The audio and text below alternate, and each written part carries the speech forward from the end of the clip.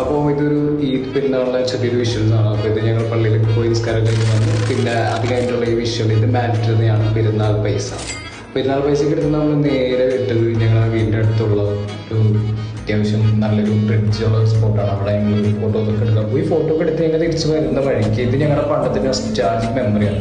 പള്ളിയിലാണെങ്കിൽ ഇതിനു വേണ്ടി കാത്ത് ബലൂണൊക്കെ വാങ്ങിച്ച് അത് കസിനാണ് അനിയനും അതൊക്കെ വാങ്ങിച്ച്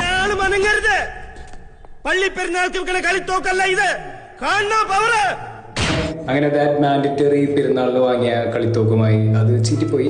അത് കഴിഞ്ഞ് നമ്മൾ നേരെ വീട്ടിലെത്തി.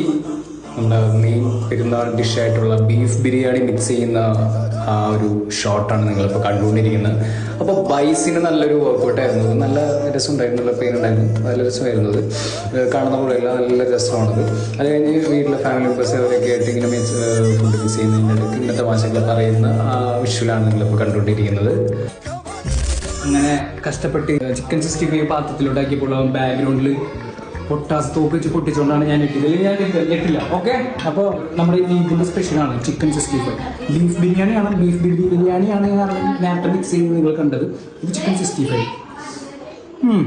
അങ്ങനെ ഈ വ്ളോഗിൻ്റെ മെയിൻ ഘട്ടത്തിലോട്ട് നമ്മൾ കടന്നിരിക്കുകയാണ്. അങ്ങനെ നമ്മുടെ മെയിൻ വിഭവമായ ബീഫ് ബിരിയാണിയോടുകൂടെ അതിൻ്റെ ഒപ്പം ചിക്കൻ 65 കൂട്ടി പിടിക്കുന്ന പിടിയാണ് നിങ്ങളിപ്പോൾ കണ്ടുകൊണ്ടിരിക്കുന്നത്. എനിക്ക് ഏറ്റവും ഇഷ്ടപ്പെട്ട ഒരു ഡിഷാണ് ചിക്കൻ 65. അപ്പോൾ നിങ്ങളെല്ലാവരും പെരുന്നാൾ നന്നായിട്ട് ആഘോഷിച്ചു ഞാൻ വിശ്വസിക്കുന്നു. അപ്പോൾ ഈദ് മുബാറക് ടു എവരിവൺ.